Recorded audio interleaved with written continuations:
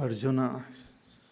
Because see, when like a great master and all comes, or some person comes, before that people, that pilot car and all comes, no? If before a king comes, a pilot car comes, and that all, everything is set right and everything is taken care of, then only the king comes. Otherwise, if the king comes, people might not recognize that he is a king. They will take him for granted. Hmm? They will say, "Arey, ah." They will, even when the king is there, they will look behind. "Arey, king आए नहीं अभी तक, मैं ही king हूँ." So Bhagwan wants to bring that Om with full dignity. So he tells Arjuna, I will tell you. Don't be impatient. I will tell you. Because one can take support of Om to do our sadhana. Now, in the next verse, he doesn't tell. In the next verse, he tells how you should use that Om, how you should take care of that Om in your life. It is not simple. See, it is said in our scriptures, in the Ayurveda also, they talk about great miraculous cures and drugs and all, or jadi booty, like tulsi. Tulsi is considered to be a great miracle medicine. It's like sanjeevani. A person who is dying, if the tulsi is given to that person, he might again revive. That much power is there in that. But one should know how to invoke that. One should know how to invoke that, because it is a subtle life power.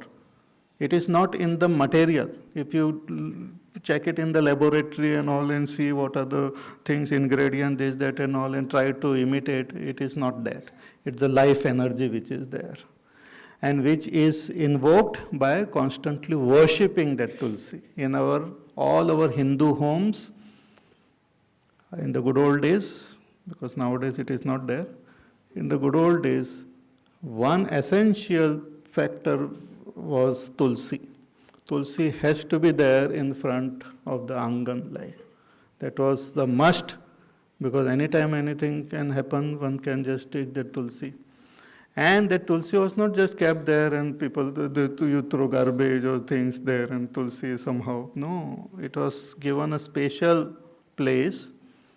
Every day the lady of the house offers water, takes a round around the tulsi, agarbatti, diya, this, that and all, and proper reverence of that. It's very important actually. It's one may not appreciate it fully, but it has got that power. And when then one plucks that tulsi, one has to, before plucking also, we have to take her permission. And then with full reverence, if we pluck it, that tulsi can cure whatever illness one may have.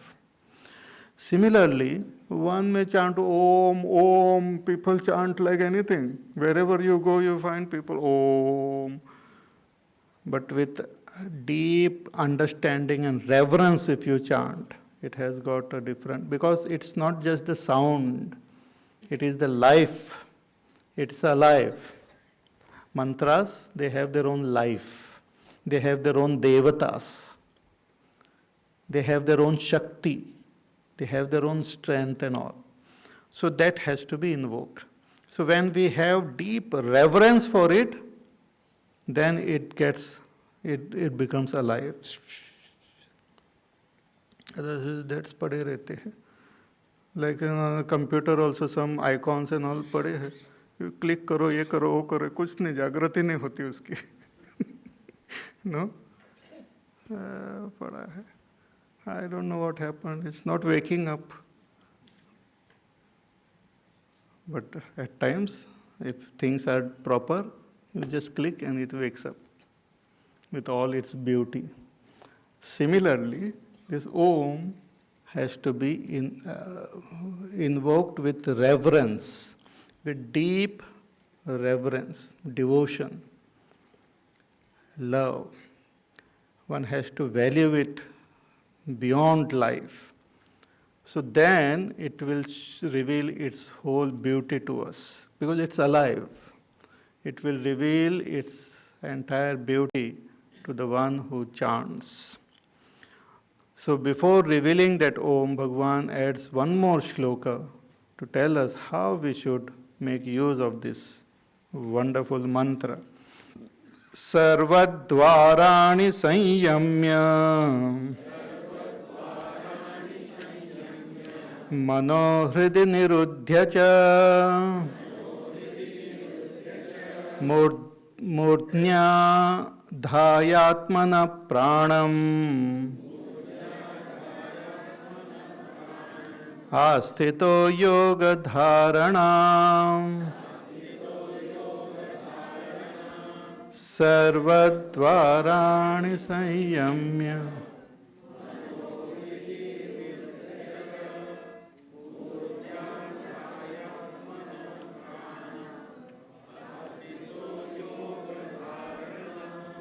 Bhagavan says, one who is ready to attain that supreme state of realization, one who wants to attain that supreme state of realization should constantly practice chanting this Om, meditating on Om, and constantly remembering me.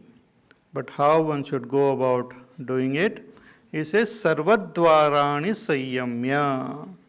With full focus, again, Bhagavan says, by controlling all the doors. All the doors? I have only one door. Not your door of your house, but door of our body. We have these 10 doors of the senses. Even mind can be included, 11th one. Sarvadvar, because they are like dwar only. Dwar because we do vyavhar. Things come in and things go out. So the senses are called dwar. Our eyes, ears, nose, and the organs of action, perception, they are like dwar. So the most distraction happens through these doors only. So doors should be kept under control. Just like in our airport and all, if you want to control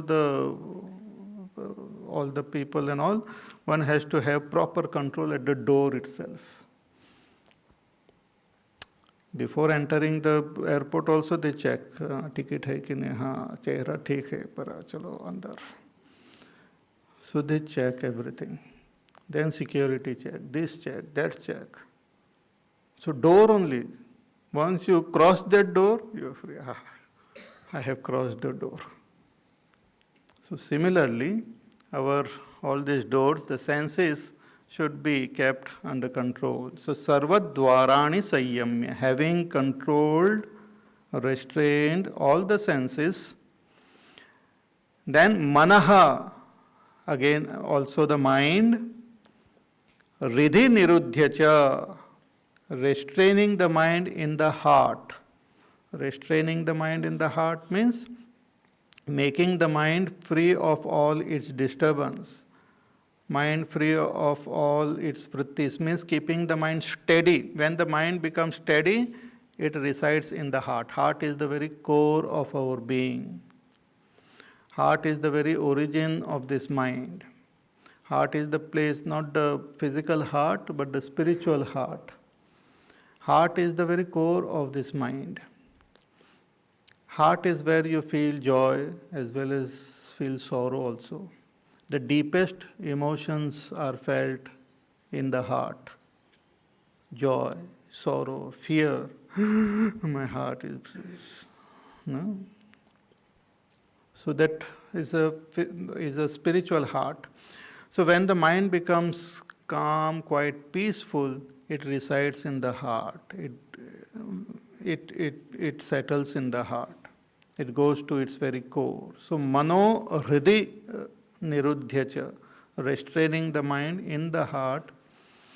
Then murdhni adhaya atmanah pranam. Then again that prana, you raise the prana, Bhagavan says, in your head. In the head, here again one can say that it is in between the eyebrows. One means focus the energy of these pranas in the head. See, there are certain things which are quite subtle and very difficult to comprehend, but slowly as we practice, things will get revealed. The beauty of the spiritual path is that as you proceed on this path, certain steps, further steps get revealed. It's like a torch you have in your hand and you walk at night. You can see only a short distance. With the help of that torch light, you can see only a short distance. So you walk that distance. And when you walk, you can see some more path gets revealed. Similarly, when one proceeds on this path of spirituality, slowly the further things also will get revealed as we go on. So, Murdni Adhaya Atmanaha Pranam. So, focusing the pranic Shakti in our head. Asthitaha Yoga Dharanam. One who remains with that firm desire to attain that supreme stage of realization.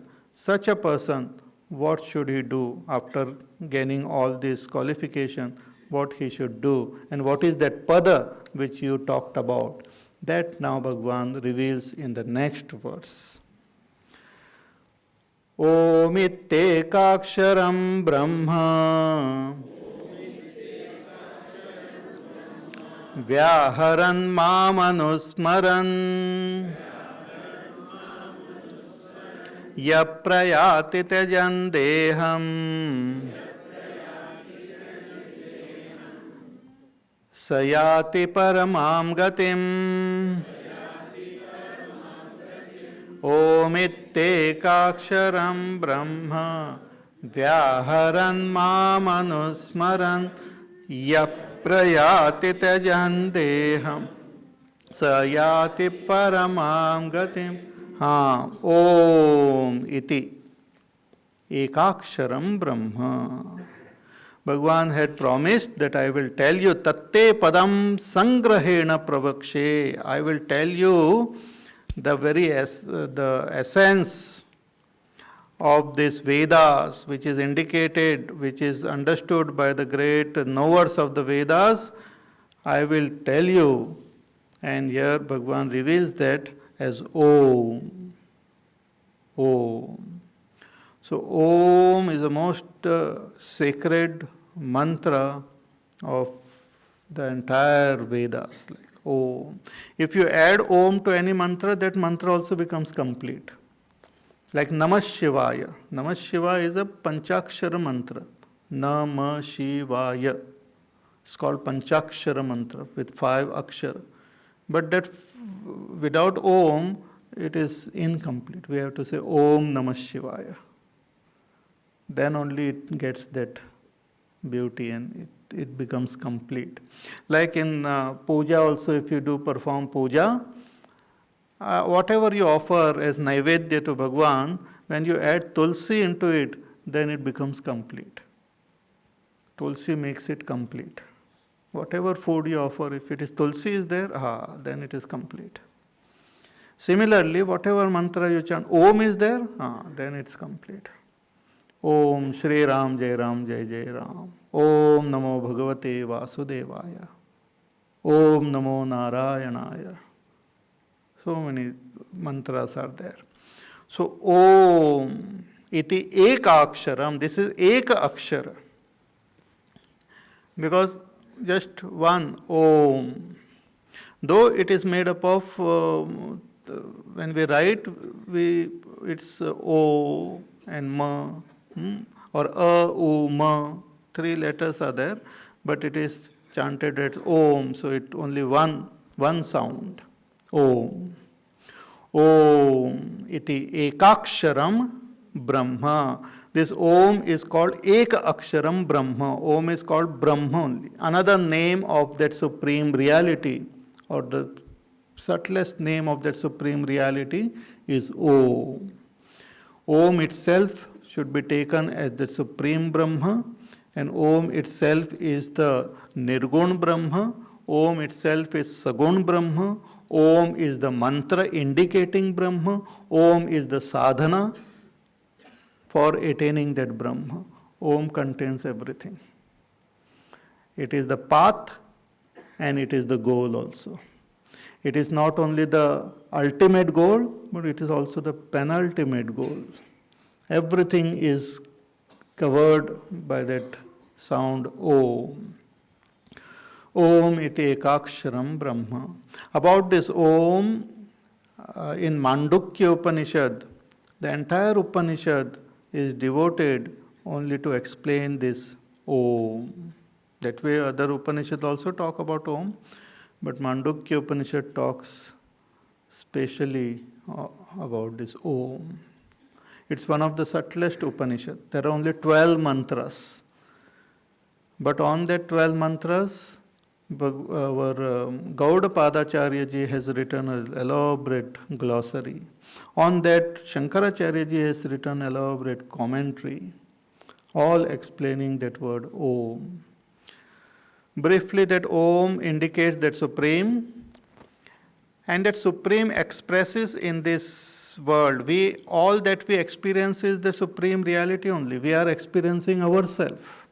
But our experience can be divided into 4 parts. We experience ourselves in 4 parts at present. We experience ourselves in the waking state, in the dream state, in the deep sleep state, and in the Turiya Avastha, in the state of meditation. In all these 4 states, we experience ourselves. Like now we are in the waking state, most of us. So, we are experiencing ourselves only as this waking state experience. It's my experience, I, and what I experience. So it is the experience of I. But when I go to sleep and dream, that is also an experience of I. And when I go to deep sleep state, dreamless sleep, that is also an experience of I. And when I go into the state of meditation, Turiya Avastha, that is also an experience of I. So the I in the waking state is indicated by that sound of Om. I of the dream is indicated by the sound U. The I of the deep sleep state is indicated by the sound Ma. And that I of the Turiya Avastha is indicated by silence. So when we chant Om, in Om there is Ma. Is the beginning of Om, U is the middle, Ma is the end portion of the Om, and then it merges into silence. So there are 4 stages in Om. So that beginning indicates the Jagrat Avastha, or the Jagrat Purusha, cosmic waking person, cosmic waker. Then U indicates the cosmic dreamer. Ma indicates the cosmic deep sleeper. And the silence indicates the cosmic person, the Supreme Brahma in its Nirgun Nirakar Roop. So the silence indicates the Nirgun Brahma, and Ma indicates the Sagun Brahma. Ma not only indicates the individual Atma, but also indicates that Brahma. So Om, that sound has got a depth of meaning. So when one chants that Om with proper understanding, Om iti ekaksharam Brahma vyaharan mam anusmaran.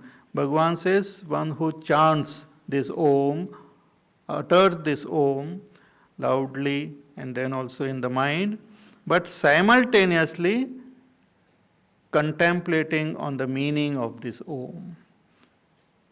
and shifting one's attention on the meaning of this Om. Mam Anusmaram, and the meaning is God. Mam, I, Bhagavan says. So remembering me, one who chants this Om, and while chanting Yap Prayati, one who drops his ego, or at the time of death also, one who drops his body, Tyajan Deham, Sayati Paramam Gatim, that person attains the supreme goal. So if one cannot meditate on that supreme reality directly, one can take help of a symbol. And that is how the Pratika Upasana got evolved. So Om is a symbol, subtlest symbol. If Om also becomes difficult, then create an image so that you can remember God, remember that Supreme. But Om is the subtlest. So Yap Prayati Tajandeham Sayati Paramam Gatim. So one who chants this Om, constantly meditating on the meaning of Om, at the time of death or at the time of death of the ego, one attains that supreme state of realization. One drops. So one takes the support of Om to reach that state of realization. More about this and something more we will see in our class tomorrow.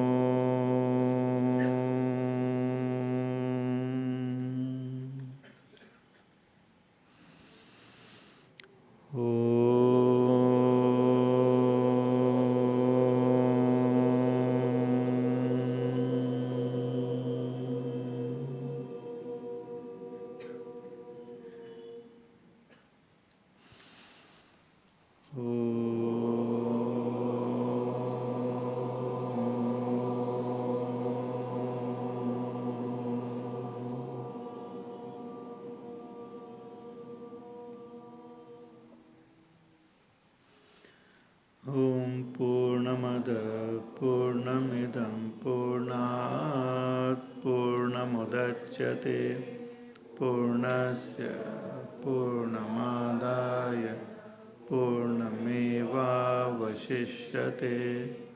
Om Shanti Shanti Shanti.